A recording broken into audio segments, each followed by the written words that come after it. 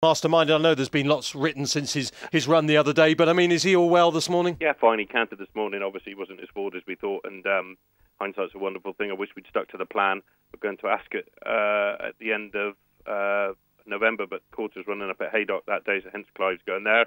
But he's fine. He'll improve. You know, he's got lots of targets way down the line, and he'll improve enormously with that run.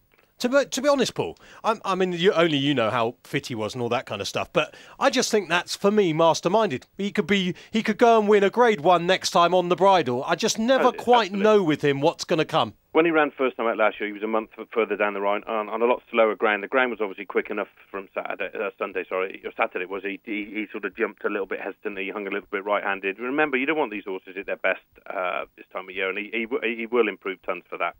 Okay, lots and lots of questions for you about various horses, some coming through on Twitter and some on the email.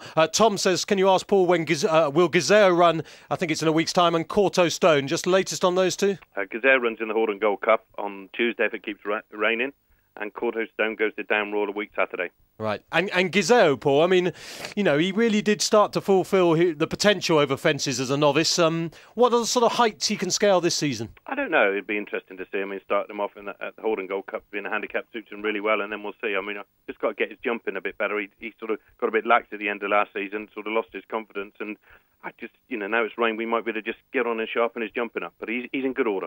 I'm still not absolutely sure myself what his best trip is. I think 2 miles and a fast run at the moment. I've just put him in the Paddy Power Gold Cup, but I just think 2.5 is a bit far for him. That's my view.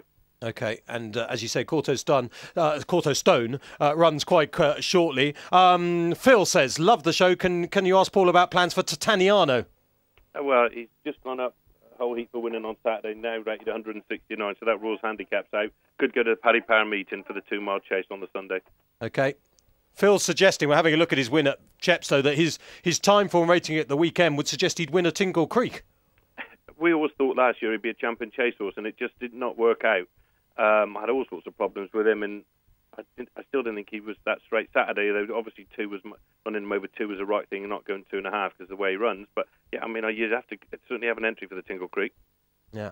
Am I ridiculous to think he's a little bit like masterminded in that I never quite know what to expect with Tatiano, but I know he's got the ability to do almost anything? See, a lot of these horses aren't straightforward to train. They have lots of problems from time to time, and you know, when they're right, they're very, very good, and when they're not so good, obviously. And you know, we had problems last year, and it looks like we put that behind us. And you know, let's just hope. Okay, interesting. Kai wanted on Twitter just to know if Grandizo was the best today, but we've already discussed what is the best today. Hinterland. Tom Foley also wants to know about Hinterland. Yeah, lovely individual.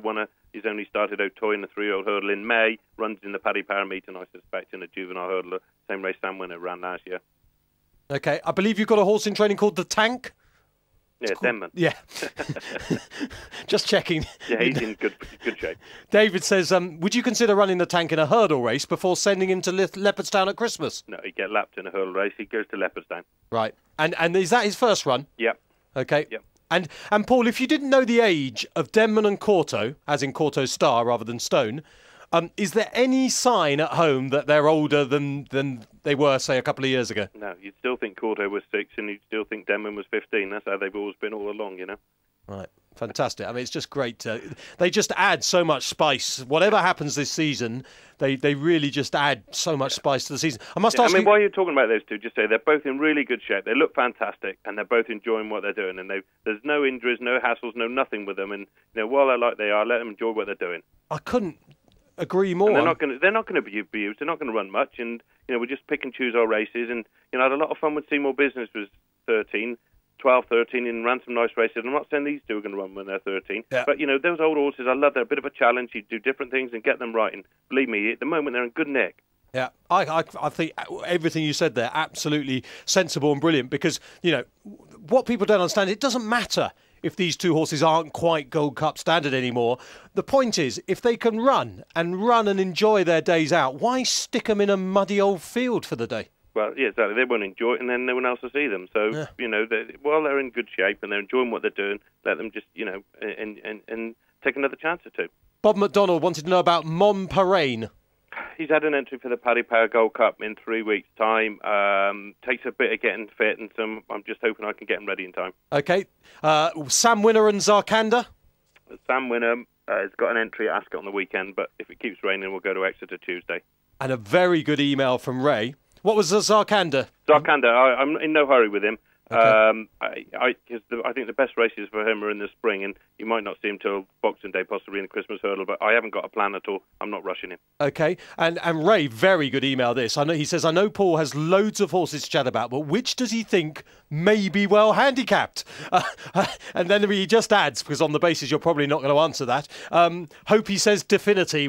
Definity, I think he's got a good prize in him, I think, Definity. I have a job. He's out in the field at the moment. He won't be in training this year. There's no such thing as a well-handicapped horse these days, I don't think, anyway. All right. Well, I'll tell you that when one gets in plunged from 20s down to 2s in a handicap. Yeah. There are well-handicapped horses, aren't there? Some people think they are, but I'm not so sure. But I don't think we've got too many. I haven't had an email in about this horse. I must ask you, though. Alfa Roth. He's fine, yeah. He goes to Bangor on 9th of November for a novice chase. He's taking on Pedlar's Cross that day. That'd be an interesting race, but yeah, he's like last year. Will leave plenty to work on, and he'll improve as the season goes on. The two Cheltenham Festival winning hurdlers taking each other on, of course, Pedlars and Alfa Roth. What a race that will be for Bangor. I mean, it's a massive pull for that track, isn't it? Yeah, but it's a nice track to run a novice chaser on. It'd be nice if it was a bit more prize money, but that's another issue. But it'd be great. We're looking forward to getting him running. And the best jumps horse in the country, in my opinion, Big Bucks. He's fine, coming on nicely. Very happy with him. He goes to Newbury on Hennessy Day, as you know. Okay. Are you bored yet, Paul? No, no, I bet you are. Weekend, Pocklin, Charlie Hall? Yeah, he runs out. As long as it doesn't get too soft. I mean, he does like nice ground, and it's typical all this time we've had all this fast ground. When we want to run him, it'll end up probably raining. But if his ground's decent, he runs, yeah. Well, it's fascinating. Is there any horse that something's happened to that I haven't asked you about that you need to let us know? Not at the moment. But you look at my Betfair column on Friday, you'll get all the information about anything like that. Right, all right, the Betfair column. All right. Brilliant. Brilliant, the Betfair column. Okay, no, actually, it's a good read. Every Friday, you can catch all Paul's views on Betfair. And well, I thought I'd better mention that to Tony Carvin and give me a kick in the leg. So not half the stick he'll give me, so I'm pleased you mentioned it, to be honest. Let's mention it again. Betfair column on Friday. Final quick question, Paul. Season as a whole, some might say this is quite an interesting season for you, perhaps a tougher one to be champion with Denman and Corto maybe on the decline a little bit. Well, probably definitely on the decline a little bit. What do you make of the season as a whole? Yeah, we've got lots of nice young horses, and probably more than ever young horses. So we've got a lot to look forward to. We've got looking forward to it. We're just getting going. Plenty of winners, but plenty needing their runs and improving. And it's going to, let's hope that the headlines are right for the right reasons soon, and we can all enjoy a great jump season. And obviously we're looking forward to Prospect Wells today. I know he's quirky, etc., but he is a really good horse off the flat. Is there anything else like him you've got lurking in the yard that you haven't put in any columns so far? You don't know. I mean, a lot of these horses, you don't really know what you've got till they run. We've got some super horses here, and we'll know a lot more when they've all run. Okay, well, look, good luck this afternoon, and really interesting afternoon. Will you go to Chepstow, or do you watch from Ditchett? No, I'm watching it today. Okay. I've got plenty I can do here. I sent Dan on there today, so I'm going to work from home. Well, you're lucky. It's free to air on Sky Channel 415. You have to get that in as well. We've all plugged everything we can plug. You haven't got a book out or anything at the moment, have you? No. Okay, thanks, Paul. Good. See you, Matt. Top man, champion trainer. As I say, try and find any other sport where the champion of that sport will talk like that for 15, 20 minutes. Try and find another sport. This is the sport to be at. We love horse racing, and we'll be back after this.